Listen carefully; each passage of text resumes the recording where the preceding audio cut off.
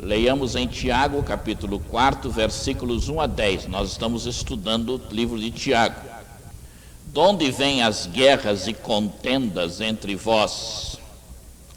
Porventura não vem disto, dos vossos deleites ou desejos, que nos vossos membros guerreiam? Cobiçais e nada tendes, porque não pedis. Pedis e não recebeis, porque pedis mal, para o gastardes em vossos deleites ou desejos. Infiéis, não sabeis que a amizade do mundo é inimizade contra Deus? Portanto, qualquer que quiser ser amigo do mundo, constitui-se inimigo de Deus. Ou pensais que em vão diz a Escritura, o Espírito que ele fez habitar em nós, anseia por nós até o ciúme. Todavia, dá maior graça. Portanto diz, Deus resiste aos soberbos, dá, porém, graça aos humildes. Sujeitai-vos, pois, a Deus, mas resisti ao diabo, e ele fugirá de vós. Chegai-vos para Deus, e ele se chegará para vós. Limpai as mãos, pecadores, e vós de espírito vacilante, purificai os corações. Senti as vossas misérias, lamentai e chorai, torne-se o vosso riso em pranto, e a vossa alegria em tristeza. Humilhai-vos perante o Senhor, e Ele vos exaltará. Como sempre, os irmãos têm no boletim o esboço do sermão da noite. É aquele tipo de esboço que vem com vários lugares pontilhados, para que os irmãos preencham à medida em que o sermão estiver sendo apresentado. Isto nos ajuda a guardar, a reter mais aquilo que é apresentado e a prestarmos melhor atenção àquilo que está sendo dito. A finalidade desse sistema é ajudar os irmãos, porque quando a gente fica só sentado ouvindo, perde muito. Mas quando vai tendo que acompanhar escrevendo, prestando atenção, retém muito mais. E a palavra de Deus precisa ser guardada dentro de nós.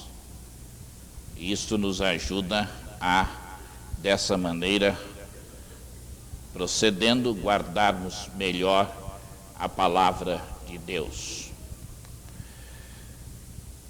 Tiago pergunta: de onde vêm as guerras e contendas entre vós? Eu traduzi isto como: de onde vêm as brigas entre vós? Bom, é uma palavra forte a de Tiago. Guerra não é uma divergência pequenininha, né? Matam-se multidões quando há guerra. Então, guerra é uma briga realmente. Contendas. E se há uma coisa que me faz mal, é ver ou presenciar uma briga. Até hoje eu me lembro, não sei quantos anos tinha, 8, 9, não sei.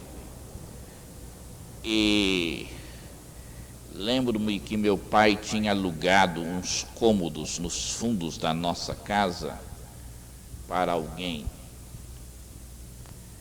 E eu não me lembro bem o que aconteceu. Sei que meu pai foi lá, queria que eles saíssem, já tinha pedido para eles saírem várias vezes, e eles não saíam. E o homem acho que bebia, se não me engano.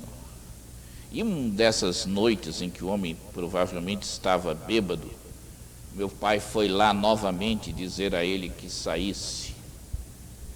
E o cara apanhou um punhal lá, e meu pai falando, e ele com o punhal na cara do meu pai, e eu pequenininho vendo aquela cena, fez muito mal.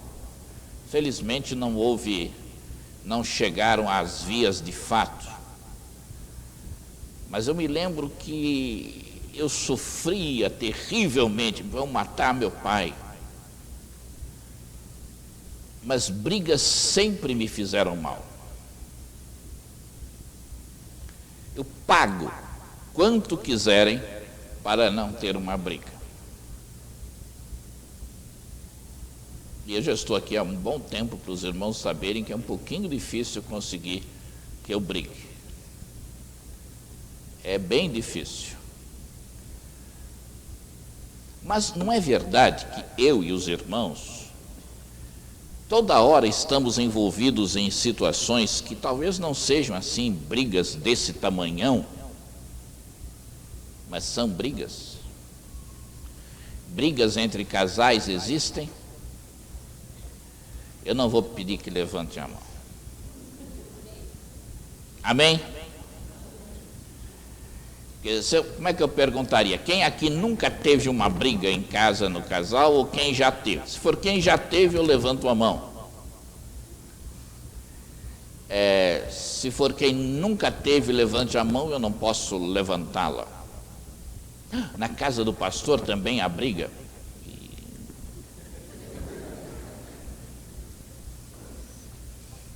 Os diáconos aí agora, não sei como é que vão resolver, mas eu direi a eles o seguinte: quem não tiver pecado, atire a primeira pedra.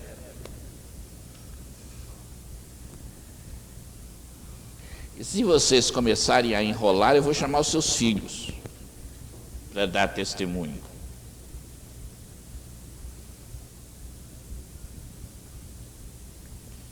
E entre pais e filhos saem brigas, e como saem? Há filhos que odeiam os seus pais. E há pais que não querem mais saber dos seus filhos. Não é verdade? Não negue não, isso é a verdade, a realidade da vida. A relação entre pais e filhos é uma relação muito complicada, porque o filho odeia os pais a quem ele também ama. E ele tem amor e ódio ao mesmo tempo. Os irmãos têm filhos adolescentes?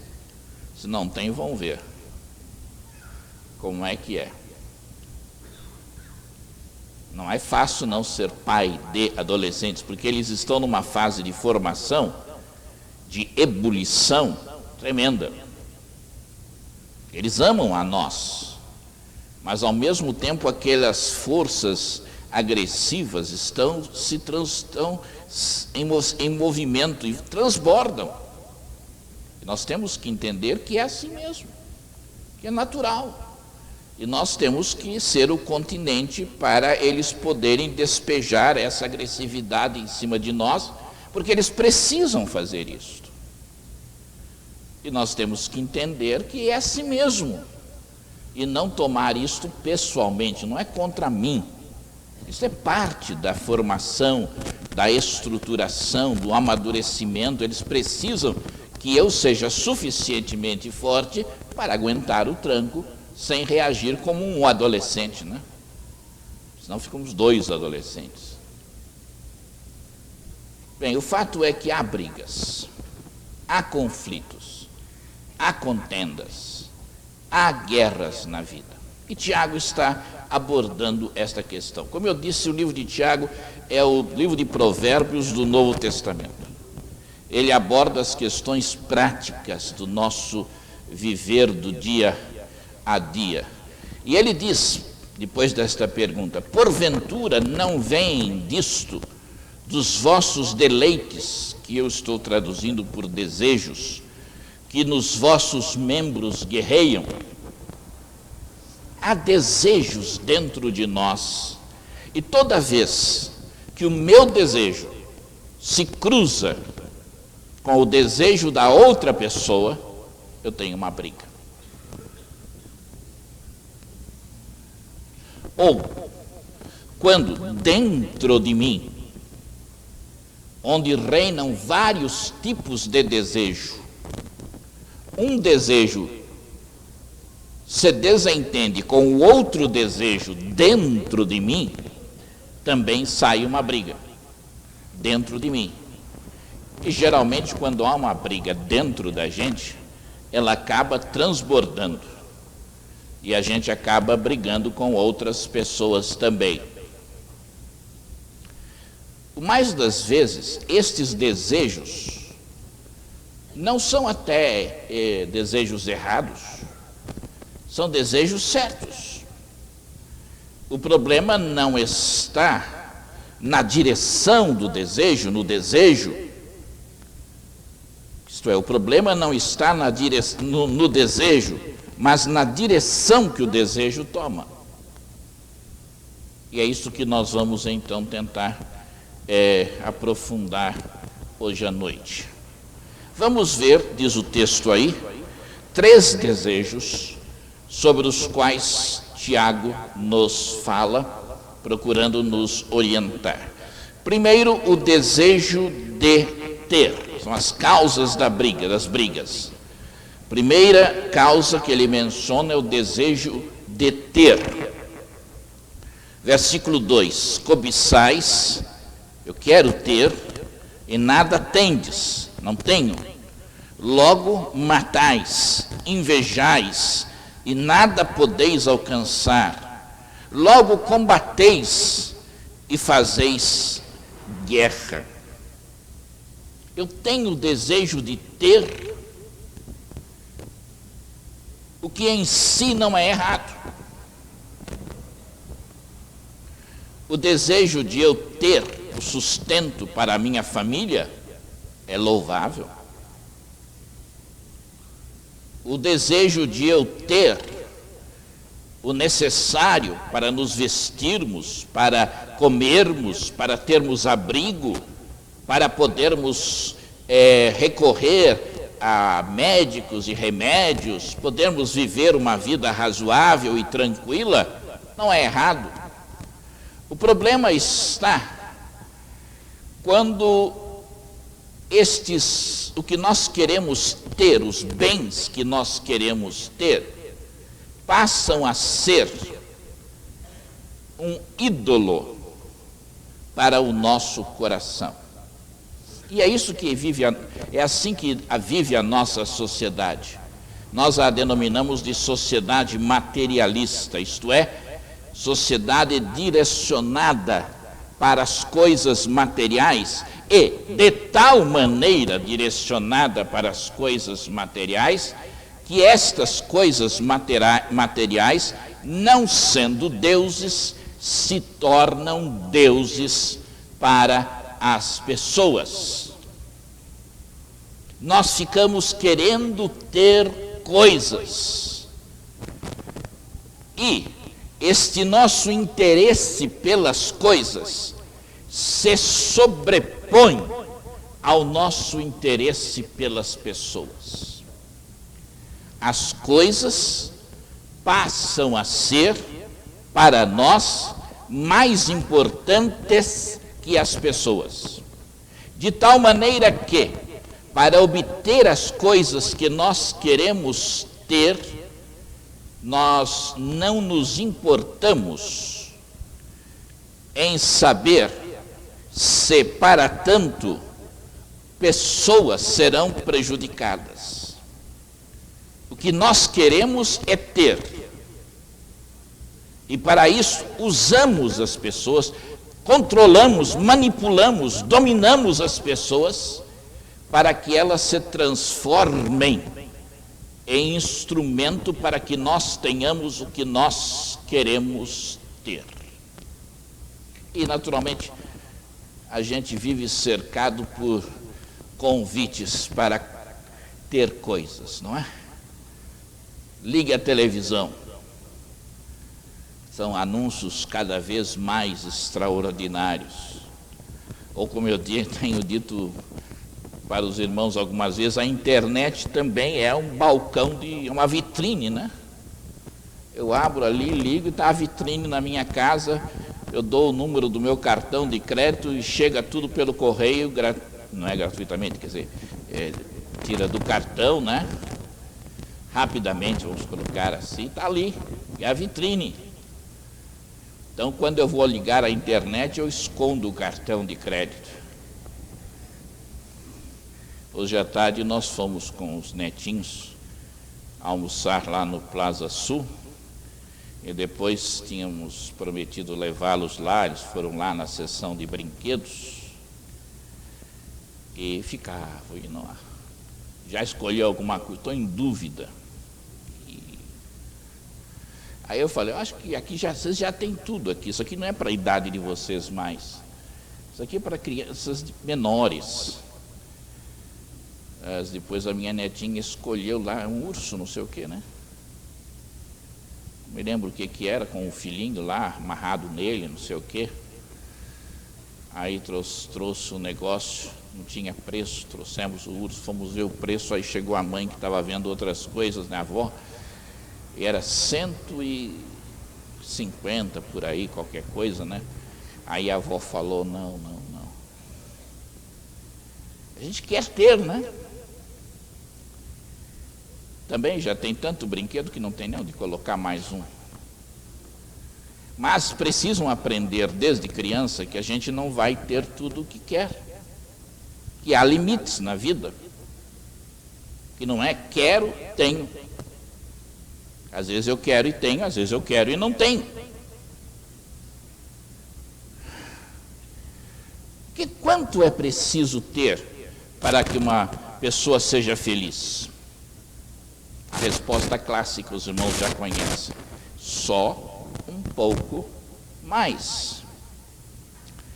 E quando nós entramos neste mundo do materialismo, e temos o desejo de ter, o que acontece é que nós entramos no jogo de fazermos comparações. O problema já nem é saber se eu preciso ou não daquilo. É que o outro tem. Então, porque o outro tem, eu também quero ter. Se os irmãos morarem em certos bairros, como Alphaville, por exemplo, lá existe esta competição de ter o último carro. A minha filosofia de carro é que ele é um veículo que me ajuda a me levar de um lugar para o outro. Ele precisa estar em boas condições para não quebrar no caminho, porque eu não sei consertar. E aí me dá muito trabalho. Então o meu acho que é 93, está ótimo. Eu não preciso de mais do que isso. Agora, se eu entrar na filosofia de me comparar com os outros, se me comparar com o carro que os irmãos têm, que eu vejo parado aí na frente da igreja, os irmãos vão me levar para a perversão. Eu vou ficar querendo ter um carro igual ou melhor do que o dos irmãos. Não é assim que esse desejo de ter funciona? Não é ter o que eu preciso, mas ter porque o outro tem. Esse é um desejo que leva à briga. Quando eu quero ter, e não me importa o que as outras pessoas venham a sofrer por eu querer aquilo. Nós amamos as coisas e manipulamos as pessoas. Nos comparamos com outras pessoas. E nada satisfaz, só um pouco mais, nunca estamos satisfeitos. O outro desejo que leva à briga é o desejo de sentir. Desejo de sentir, versículo 3. Para o gastardes em vossos deleites. Eu quero me deleitar, é um sentimento. Eu quero me sentir bem. Não é errado, como eu disse no começo, não é que esses desejos sejam errados, a direção que eles tomam é que é perigosa. Eu querer me sentir bem é bom. Eu acho que não é muito normal uma pessoa que quer se sentir mal, não é? O oposto não é verdadeiro, não é isso que se quer. Muito pelo contrário. Não é errado se gostar de certas coisas da vida. A Bíblia nunca condena que eu queira ser feliz, que eu queira me sentir bem. Pelo contrário, Jesus falou, por exemplo, as bem-aventuranças. Bem-aventurados os que pode ser traduzido, e é traduzido na linguagem de hoje, por exemplo, por felizes os que. Jesus nos dá ali caminhos para nós sermos felizes.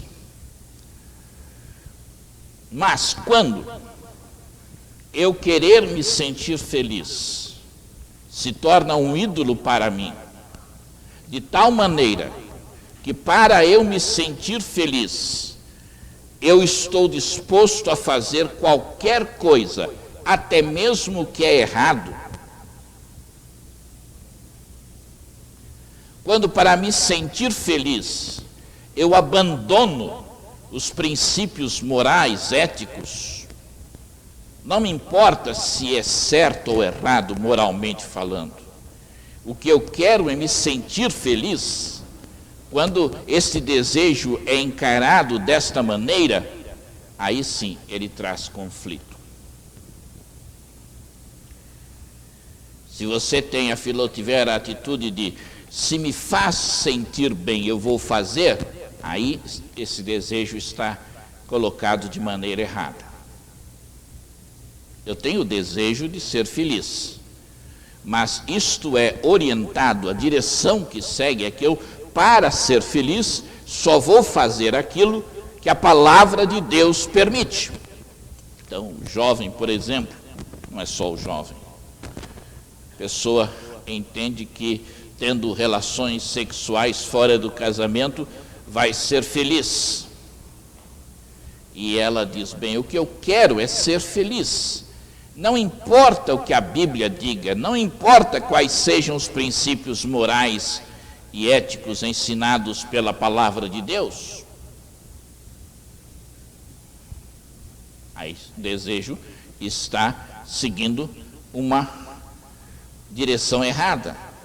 Também está seguindo uma direção errada quando eu digo, eu quero ser feliz, não me importando se em eu sendo feliz, pela maneira como eu estou buscando a felicidade, eu esteja infelicitando outras pessoas.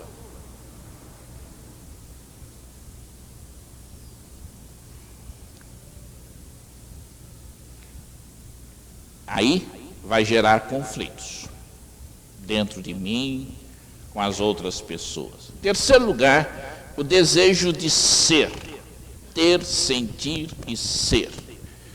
Da soberba, diz a palavra de Deus, só provém a contenda, mas com os que se aconselham se acha sabedoria.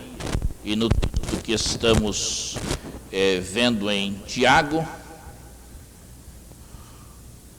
sobre o desejo, que é versículo 3, para o gastardes em vossos deleites.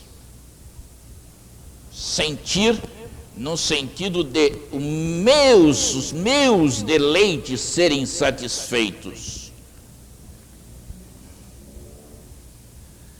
Não é errado eu querer me sentir bem, não é errado eu gostar da vida. Não, eu me enganei aqui. Desejo de ser. O desejo de ser uma pessoa importante. de ser alguém de poder, de ser alguém popular, de ser alguém de proeminência, de ser o número um. Este é o desejo de ser.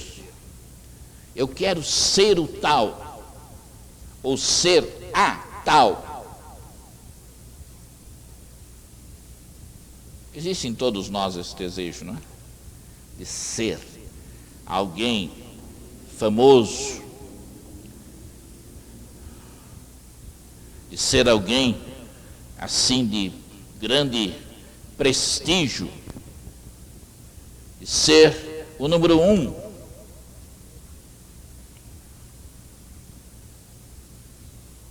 Esta é a geração do me. Veja-me.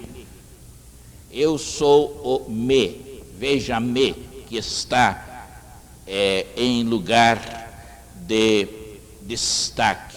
Veja o meu carro. Veja a minha roupa.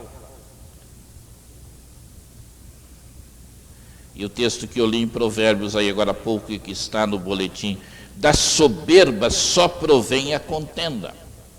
Este orgulho de eu ser a pessoa primeira, a pessoa que se destaca, a pessoa que tem mais,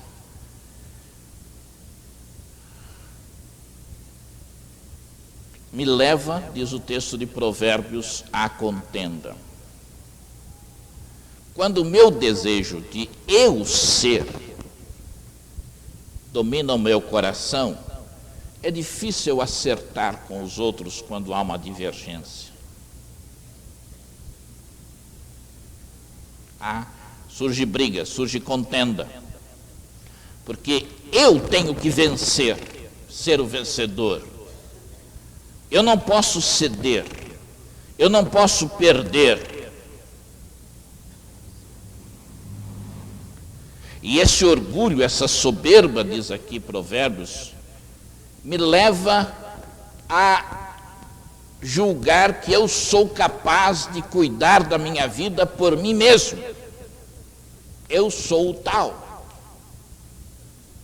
Por isso o texto diz aqui: mas com os que se aconselham se acha sabedoria.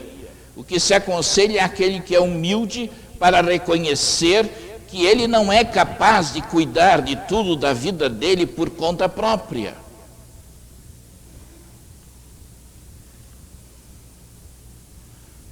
Esse desejo de ser o primeiro leva a contendas. E em seguida eu coloco no esboço por que nossos desejos não são satisfeitos. E os versículos 2 e 3 do texto diz: cobiçais e nada tendes, logo matais, invejais e não podeis alcançar, logo combateis e fazeis guerra, nada tendes, porque não pedis. Uma das razões por que os desejos assim desvirtuados nos controlam e nós não conseguimos evitar as brigas, é que quando eles nos controlam, nós não buscamos a Deus. Tiago coloca aí claro: não tendes porque não pedis. Ele diz: a pessoa que está dominada por estes desejos não ora. O desejo de ter, de sentir e de ser domina e controla a pessoa. Nós temos estes desejos, nós temos estas necessidades, nós queremos preenchê-las, custe o que custar, doe a quem doer. Nós vemos só a nossa parte, não importa o que isto venha a trazer em termos de malefícios às outras pessoas. Quando temos esta atitude, diz Tiago, nós não oramos. É simples assim. Quando estes desejos, direcionados erradamente, controlam a nossa vida, nós não oramos. Nós pensamos que nós vamos ser capazes de dominar e controlar tudo. Para que precisar de Deus? Primeiro, há essa atitude em que os desejos nos controlam e nos levam a uma atitude de dizer: eu não preciso de Deus para dirigir a minha vida. Então, isso traz conflitos com o próprio Deus. É o que diz o nosso esboço: conflito com Deus. Todavia, dá maior graça. Portanto, diz: Deus resiste aos soberbos, dá, porém, graça aos humildes. Quando eu chego nesta situação, em que o meu orgulho me controla, eu não mais busco a Deus, Deus se torna alguém que está me resistindo. Deus resiste aos soberbos. Quantos de nós aqui hoje, nesta noite, nesse instante, estamos vivendo um momento dramático assim na nossa vida? Em que Deus está resistindo a nós. O nosso orgulho, ou nos submetermos a estes desejos, que não são ruins em si, mas que estão seguindo por um caminho, uma direção errada na nossa vida, e ocupando o lugar de Deus, e já nos levam a nem orar, não buscar a Deus. Esses desejos direcionados erroneamente estão controlando a nossa vida. E nessas situações, o que diz o texto bíblico? Deus está nos resistindo. Que terrível esta situação, quando Deus está resistindo a nós. Se o Pedro viesse me atacar aqui, por exemplo, e eu fosse resisti-lo, eu iria dar um soco nele, né? Estou resistindo a ele. É isso que o Tiago está falando. Quando eu tomo essa atitude orgulhosa, Deus tem que resistir a mim. É duro estarmos debaixo da mão de Deus, quando Deus tem que Ele nos açoitar, Ele nos castigar. Porque a nossa rebeldia vai tomando tanto conta do nosso coração, que nós já nem temos mais consciência de que os nossos desejos estão ocupando o lugar de Deus na nossa vida. E só Deus falar com a gente parece que não adianta mais. E Deus tem que resistir a nós. E você não vai vencer. Talvez se eu fosse resistir ao Pedro, eu apanhasse. Não é difícil alguém ganhar de mim, não.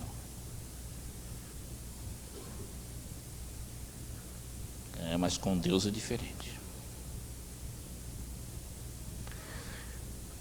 Bem, essas são as causas das brigas.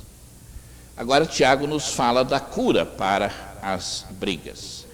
Nós estamos vendo que a causa, na verdade, é um orgulho que se forma no nosso coração, seja qual for o desejo. Ele me leva a uma atitude de agir independentemente de Deus. E sem me preocupar com as consequências que eu dar vazão aos meus desejos vão ter sobre as outras pessoas.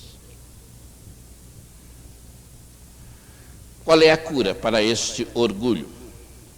Versículo 6 diz aí: todavia dá maior graça. Portanto diz: Deus resiste aos soberbos, dá, porém, graça aos humildes. Graça, neste contexto, é o poder de Deus para mudar as nossas vidas. E a quem Deus dá o poder para mudar as nossas vidas? Aos humildes. Aos orgulhosos ele resiste, ele não dá o poder para mudarem a sua vida. E se há áreas da sua vida onde estão havendo brigas, dentro de você, ou com outras pessoas, ou no seu lar, ou entre pais e filhos, filhos e pais. Bem, nunca tive briga com os meus netos, mas entre avô e neto e avô. Uma vez eu tive a coragem de bater neles, mas diz o meu neto que não doeu, diz a minha neta que não doeu. E eles zombam de mim, que não doeu, avô, foi só uma vez, só não tem coragem de bater. Zombam na minha cara.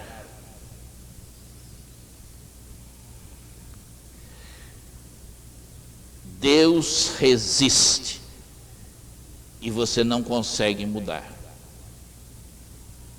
Está havendo áreas assim na sua vida?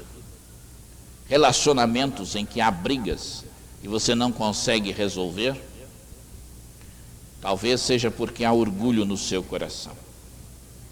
E Deus está resistindo você. E quando você se humilhar, o poder de Deus vai se manifestar na sua vida, a graça de Deus mudando a sua vida. Você não pode mudar por você mesmo. Você não pode resolver as suas brigas por você mesmo. Abandone esse orgulho pensando que você pode fazer e resolver por você mesmo. Você depende do poder, da graça de Deus para fazer isso. Em Colossenses 3:15 nós lemos: e a paz de Cristo, para a qual também fostes chamados em um corpo, domine em vossos corações. É preciso que eu me quebrante diante de Deus, para que a paz de Cristo controle a minha vida. Uma paz por dentro e uma paz por fora. É a paz de Cristo que resolve as brigas internas e que resolve as brigas externas. É quando nós começamos a nos humilhar e buscar a Deus.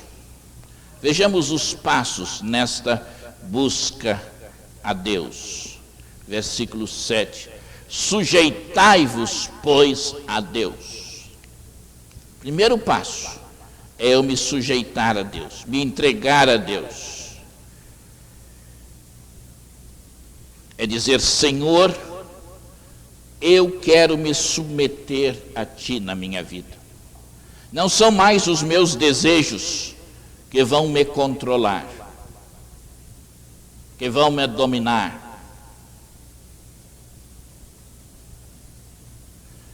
Tu vais me controlar. Eu quero me entregar nas Tuas mãos, para que a Tua paz domine e controle a minha vida. Muda-me, Senhor. Geralmente, quando há uma briga, nossa oração é: muda o outro, Senhor.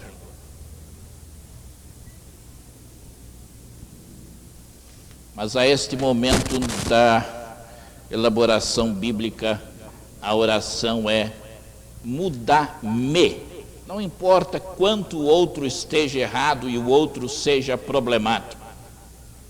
Eu imagino que a esta altura do sermão, alguns estamos pensando o seguinte: ah, que bom que fulano estivesse ouvindo estas palavras. Não é? Esqueça um pouquinho o fulano. Pense em você. Deus está falando com você, não com o seu cônjuge, seu filho, seu pai, seja quem for. E comece a suplicar a Deus: ó Deus, muda-me a mim e a maneira como eu uso os meus desejos. Em segundo lugar, diz aí o segundo passo: sujeitai-vos a Deus, resisti ao diabo. Segundo passo, resisti ao diabo. Mas resisti ao diabo e ele fugirá de vós. O diabo está atacando a nós, a mim, a vocês, esta igreja, todos. Ele quer criar este orgulho no nosso coração. E um terreno muito propício para Satanás agir é quando há um orgulho ferido, uma ferida no nosso orgulho. Alguém fez alguma coisa que doeu, pisou no nosso calo, o nosso orgulho está ferido. Eu estou magoado. Eu estou cheio de ressentimentos por causa daquilo que alguém me fez. Esse é um terreno propício para que Satanás comece a dominar a sua vida. Ele entra por esta porta.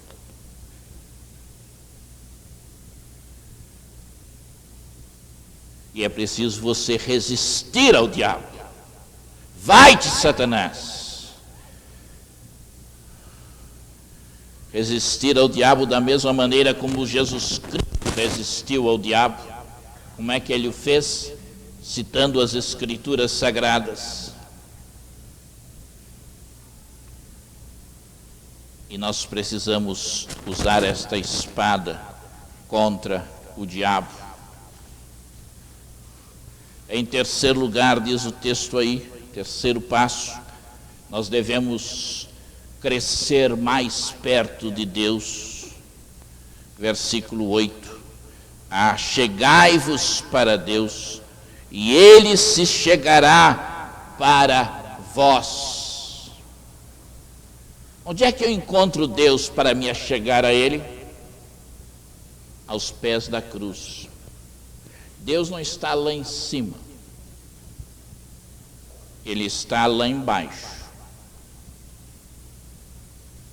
É quando eu permito que Deus quebrante o meu orgulho, a minha cerviz endurecida, e estou disposto a me dobrar diante da vontade de Deus e chamar o pecado de pecado, e buscar a Deus lá onde Ele está, lá embaixo, aos pés da cruz, no fundo do abismo do meu pecado.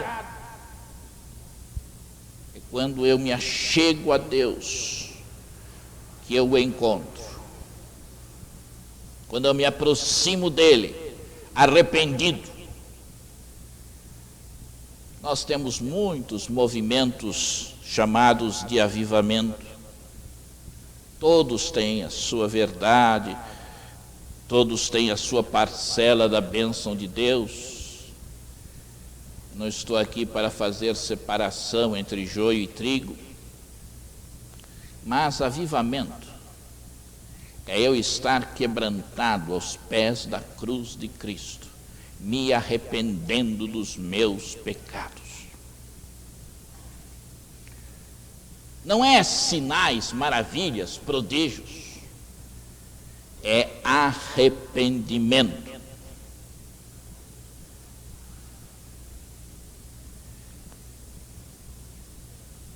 Chegai-vos a Deus e Ele se chegará para vós.